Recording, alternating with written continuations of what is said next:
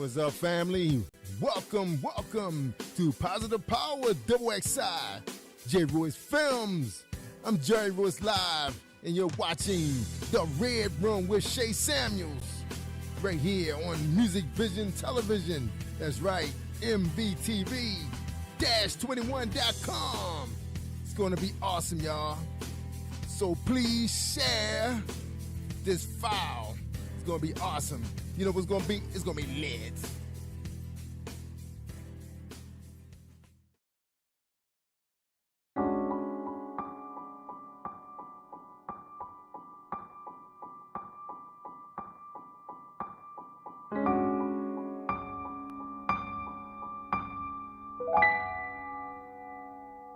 Rolling tape. Ready when you are. Welcome to another episode of The Red Room. I am your host, Shay Samuels, and we have an amazing show for you all today. So stay tuned. We have two amazing guests, and we have an amazing topic. First, we have Reverend Red in the Red Room. Y'all give it up. Right. That's right. Initially, it was a bit of a tongue twister, so we don't like take 3. And we have Lady KRYSTAL with him as well. They are a beautiful item. And I'm telling you guys, we are going to have an amazing conversation. So listen, today we are talking about the shifting. We are all going through it. Ecclesiastes 3 reminds us that to everything there is a season. But we have to understand the power of the shift. So first, let me ask our guests, how are you both today? We are wonderful, phenomenal. Yes, that's great. And in the middle of a shift. Yep. Oh, we went through so that this was freeze. perfect. We went through that freeze last week. Yes. Yeah, so we out of it now, like, woo. Wow. Yeah, So I'm originally from up north and kind of miss having the snow until something like this happened. And then I said, nope, I'm not interested in being up there. It was like back to back. So I can't say that it's beautiful to look at. Yes, it's beautiful. I'll watch it on TV. It's beautiful. Now you can turn things on YouTube. If you want the fireplace, you just turn it on YouTube. Turn it on. Yes. You turn it on YouTube. And so I think I'll stick with the YouTube. But thank you both for being on the show. We have a powerful discussion today. And, it's going to be amazing to see what comes out of this. And as always, I pray that it will bless someone watching it today. But today we're talking about the power of shift. I did a message a long time ago, probably about a year ago, but I did a message on shift. And for some reason, it just came back on me today. And I was thinking about how, when I was younger, I used to drive a shift vehicle. And it had 5 shifts. And if you know how to drive a shift car, you have to shift in order for you to go into the next gear. In order for you to actually go into the next, in order for you to drive without you burning your engine out. Come on, y'all. Yeah. All right, come on. Yes. Come on. Burn the engine out. You have to shift. And so in this message, I was talking about how I would have to go in the first gear, and I had to learn how to use my pedal and brake at the same time to get to the second gear. And how many times did I burn out a clutch before I actually learned it? Right? Yep. How many times? And so the power of shift is just that. If you are not necessarily prepared, but if you're not shifting when it's time, you are risking burnout. Come on now. We're going to talk about that today. Reverend Red, I'm going to start with you. What do you have to say about the power of shift? Well, the power of shifting is kind of it's kind of scary. That's the number one thing. Whenever God calls you or asks you to shift, because we have gotten so comfortable, we don't want to make that move. Because we don't know where we're going to shift to or what's there, we don't want to make that move. Let's go back and this was Black History Month. Let's take slavery, right?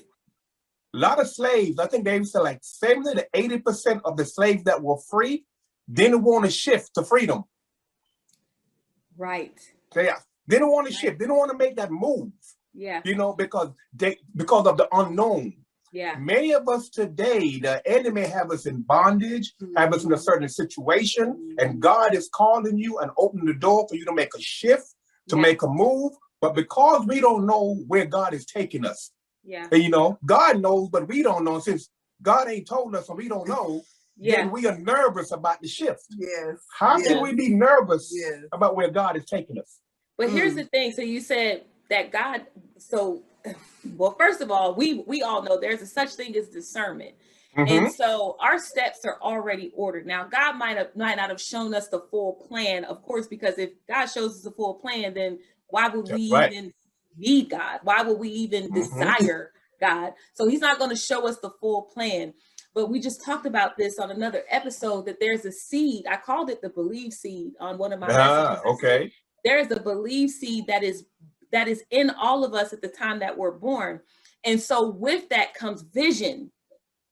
And although we may not shift because we don't know what God has for us, the operative word is God has something for us. Right. Yes. So if we trust that God has something for us, and we know, and that belief seed in us says, whatever God has for us is good. Yes. It's time to shift. That's right. Lady Crystal, what do you have to say about it? I can think about what made me shift. What is it? What happened? You know, and a lot of times we go through chaos.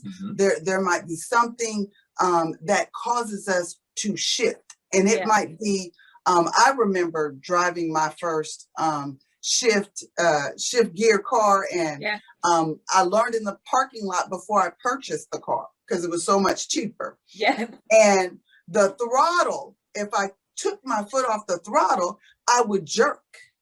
And so there was a jerk in my life when I lost the highest paying job that I had. And I was sitting there crying, saying, somebody is telling me I need to go to church. So we all have different throttle actions that happen in our lives. And it could be a wreck. It could be a breakup. You know, mine was a loss of a job. And it caused me to shift. It caused me to seek the one that created me. And so a lot of times we get stuck. Our throttle is caught. We stall because of what happened, you know, because of the assault or because of the loss of job, whatever that is. Sometimes you get stalled and you really should keep moving forward. Even though you got stalled, even though that throttle went off and you got jerked around, that is your shift. That is your indication that a shift has happened in your life. Yeah, I love that you said that, because here's the thing that I really have to understand, even for me. When I was driving the vehicle, like you said, I learned on my own. I didn't know anything about a shift. The car was given to me. My dad actually said, if you want the car, you got to get the brakes and you got to get a clutch. And so I was determined to get a brake and a clutch. I learned on the highway. What I used to do is I used to keep it in neutral. I knew like what the car speed. So when Reverend Red said you get comfortable, here's how comfortable I got with the learning process. I used to keep it in neutral, and I could feel the level of the car and what we're going to based off of the based off the rev of the car. So if you've ever driven the shift, you know that when you, and it was like, I got accustomed to what I heard. And so got accustomed, going gear based off of what I heard. I don't know if it was tearing the car up or not. I just know that's where I learned on the highway. That's what I learned. So I learned that I had to stay in neutral. And then when it was time for me to drive, I would go into that. I would go, I thought I had it. I thought I had it. Maybe a month later, that engine, that thing was all burnt out. And so, like you said, Lady Crystal, we risk that burnout, that jerk. There's a jerking that happens in our lives that's going to push us back into gear. And so the shift, one thing that I can say, you both know this, I'm going to come back to you, Reverend Red, but the shift is inevitable. Yes, it is. Yes, it is. Yes. Yes, it is. Yes, it is. Go ahead, Reverend Red. Yeah, but she forgot to tell you about the greatest shift in her life when God shifted her over to me, when she met me, you know, but we put that on another show, okay, the marriage ministry show, you know, but but when the thing about shifting is that it's always a challenge. It's always, God knows, like I said, and we don't know, you know, and I go back to even further back from slavery to the children of Israel when Moses came, right? When Moses came, and you're about to shift now, but even when they were shifting, they had to go through some situation to get to the ultimate move and the ultimate shift of the promised land. God has something somewhere for all of us to shift to, something better. But because we are spoiled, because we are comfortable, we think that's laying up here under Pharaoh is okay, is comfortable. And why do we have to go through all that to get to someplace better when we can just stay right here? Do I hear an accent? Oh yes, yes. We can't talk with the polite and the to talk, you know, but we can't. He got serious. Right, it came out when he got serious. It came out. I'm like, wait a second. Yeah. I'm turn around and find out if somebody was on the other side of me. No, that's him. Kingston, Jamaica. Okay. Kingston, Jamaica. Yes. I hear. Well, ladies and gentlemen, look, we are full of surprises on the That's right. That's right. Hey, God shift me from Jamaica. God shift me from Jamaica to the United States. Oh my goodness, we are full of surprises. If you are just tuning in, we are with Reverend Red on the Red Room and Lady, goodness, Crystal, Lady Catherine. He's throwing me off. I know who it is, but he threw me. No dreadlocks, no dog skin. Right, you know, exactly. A Jamaican with freckles. Lady Crystal, you said something too that was profound, because in May 2020, I was with a company for about 5 years and I was making really good money there. And they, within the pandemic, they actually utilized an opportunity to downsize in the pandemic. And so my department that I managed was the first department to go. Wow. Of course, I was the first person to go, but I'm going to tell you, the day afterwards, God had already shown me in the month of February, really the month of October, to start saving different, right? And so I didn't do that in October. Okay. But in February, it came back and I said, okay, well, I'm going to start saving differently. Here I am thinking, I give everything to this job. I'm working the long hours. I'm doing everything I need to do. So there's no way that they would even have a reason to let me go. But you know what? There was already a plan behind the scenes. The shift was already in preparation. And what I had to do was be obedient to what I heard, which was to save differently. I didn't know why. I just knew I needed to. But once I heard it the second time, I was obedient to that. The first time, I'm like, I'm gonna be good because I've been on this company. Don't want to shift. Yeah. When I was let go, I'm gonna tell you something. I realized that was a shift. I realized that was my push. So I don't even say terminated. I don't say let go. I say I was pushed, because I realized, like Reverend Red said, I got comfortable. I got comfortable. I realized that there were certain things that were beneficial to my ministry under one boss, but the players changed. Yes, come on. The players changed. And when the players changed, the shift was inevitable. And so here I was comfortable. And when I got comfortable, God said, no, I'm running a profitable business right now. I have a very successful ministry. And I understand now that it was because I decided, I'm not even telling y'all the truth on the Red Room. I didn't decide. I was pushed into the shift. Yes, come on. I was pushed into the shift. So Reverend Red, let's talk about that push when people are going against the current. And you know you holding on to the pole and the wind is blowing and you trying to hold on to everything that you got. Yeah, that's true. Trying to hold on to everything. You got legs up in the air and you just don't want to let go. But the shift being inevitable, talk to that person that's trying to go against the current, holding on to that pole and every single thing that they have. And God is saying it's time to shift. And some of your guests might get mad at me right now because I'm talking about like single ladies that's still holding on to a man 13, 12, 15 years. My wife and I always talk about that. I'm like, what are you holding on to? God is about to shift you. Some shifts are major, some shifts are minor, but every shift is important. Okay. Some shifts take you to another country, to another state. Some shifters take you around the corner to another job. So wherever God moves you, my wife always tell me this, baby, are you ready to move? As a preacher, you got to be able to shift, be able to move.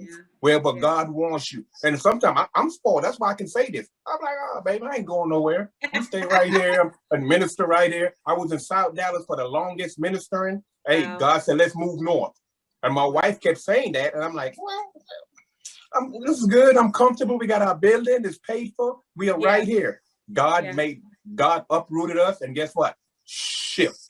Yes. Okay. Yes. We had to move, and God has blessed the whole move and continue to bless. So we have to do the same thing in our lives. You know, when God touch, when God speaks, when God talk, stop listening to people. Yes. Yeah. Stop listening to people. Yeah. And listen to God. And when she hears God, and people say, well, no, girl, don't do that. Don't go out and get that business. Don't go out and write that book.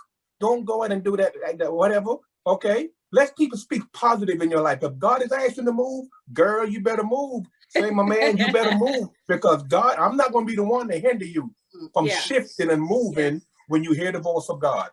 So it sounds like it's time to shift from those friends. God will do that too. God will do that too. The whole circle needs to change. Yes.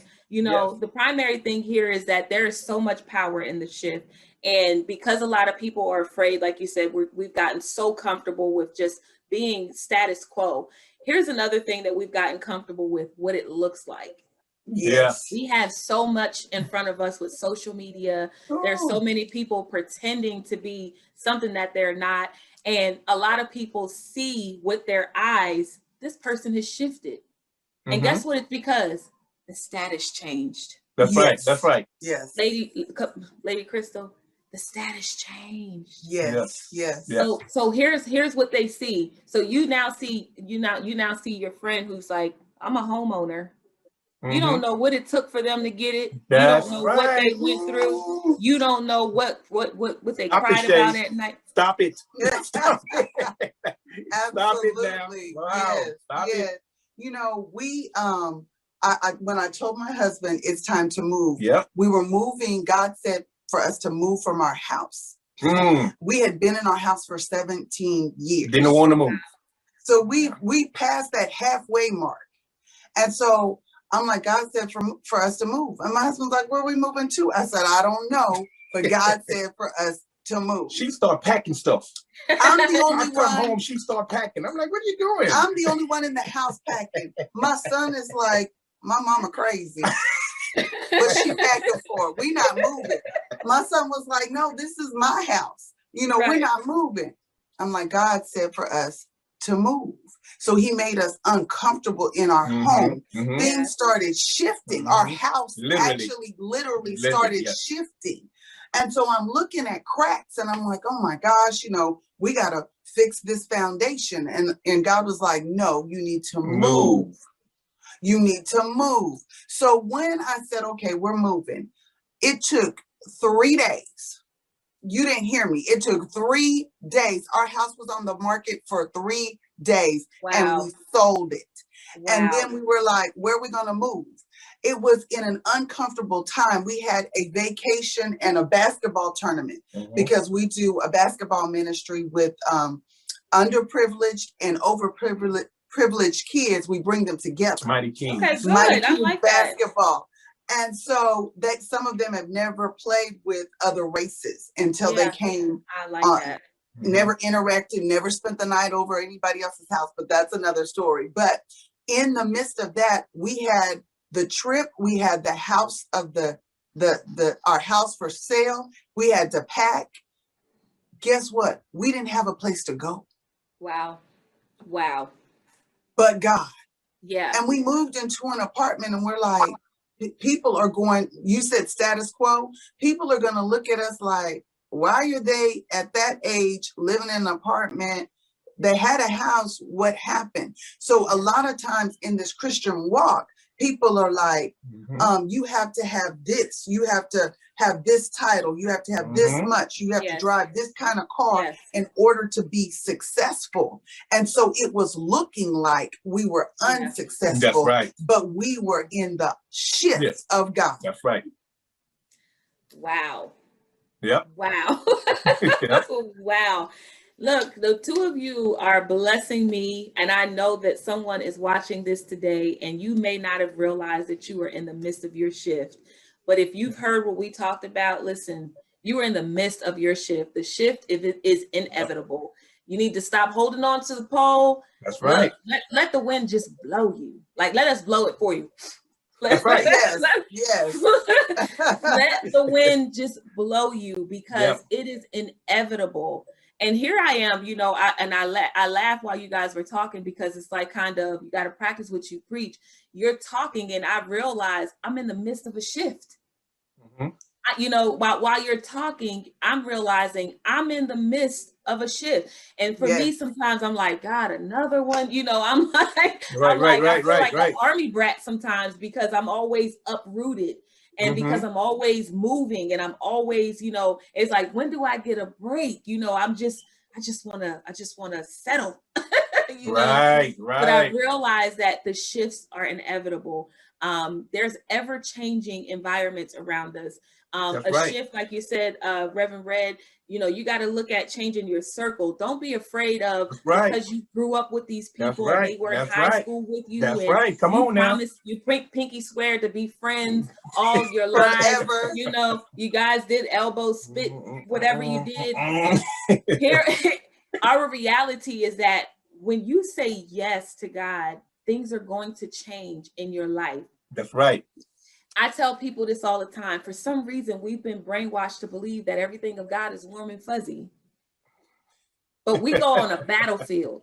We're on a battlefield. And that's not to scare the person watching today. Well, why would I want to follow God if I'm always on the battlefield? Here's the reality of the battlefield. You come out stronger. You win. Come out bolder.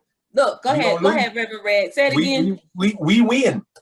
That's the reality of the battlefield. Yes. We win. I don't care what the situation might look like. We win at the end. Let me go back to tell you a little thing about shift also. A lot of times, here's another problem we have with shifting. We are jealous of somebody else's shift. Because their shift was quicker. They didn't take us long to get where they are. It's taking me a long time. So instead of finishing the shift, let me go back to where I was. Okay. Wow. And so we do shift envy. Okay. How did Shay get on TV so quick? How did she get all that so quick? And we haven't there yet.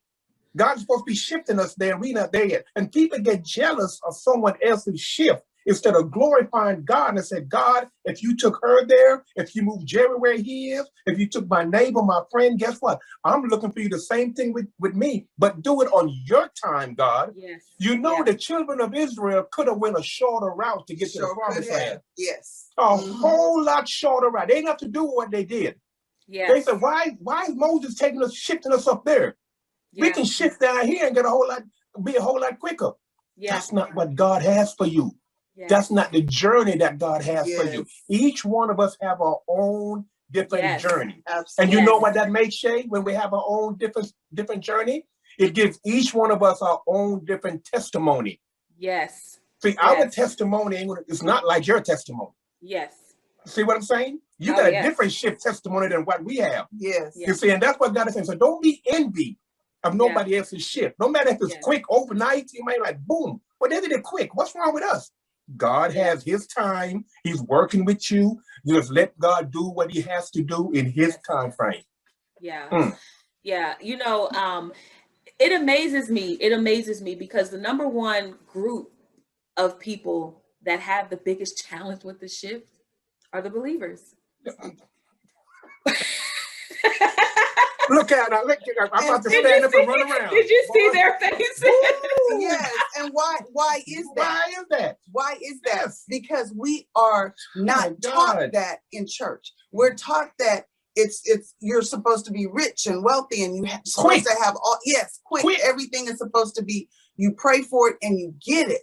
But when Jesus came, if I'm not mistaken, he went from city to city. Yep. He went from place to place. That's shifting.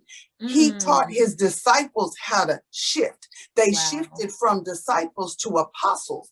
The shift happened, and he taught them to shift. He taught them to shake the dust from their feet. He didn't teach them to stay in one place. He never told anyone Wow. Where in the Bible did he say, sit down and be still? He said, go. Yeah. Go. The Great Commission was for everyone to go, but people get comfortable. And in Moses' time, Moses was moving the children of Israel in what? In tents. There was nothing permanent in that 40 years.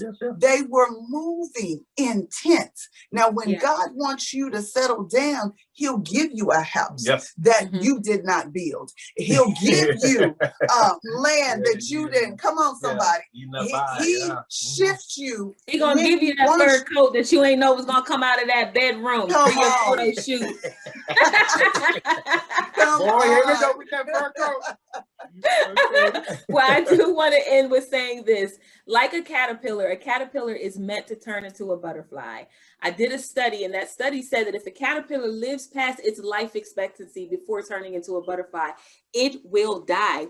The caterpillar is only designed to live at a certain weight, and living beyond the butterfly time frame, that season of turning into the butterfly, it is surely to die.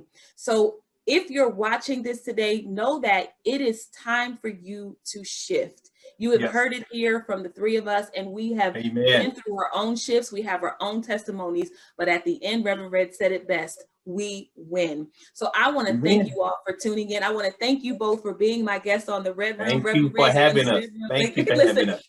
I really appreciate it. And I pray, as always, that this has blessed you, the viewer, today. I'm Shay Samuels, the host of the Red Room, and I want to thank you all for tuning in. And until the next show on the Red Room,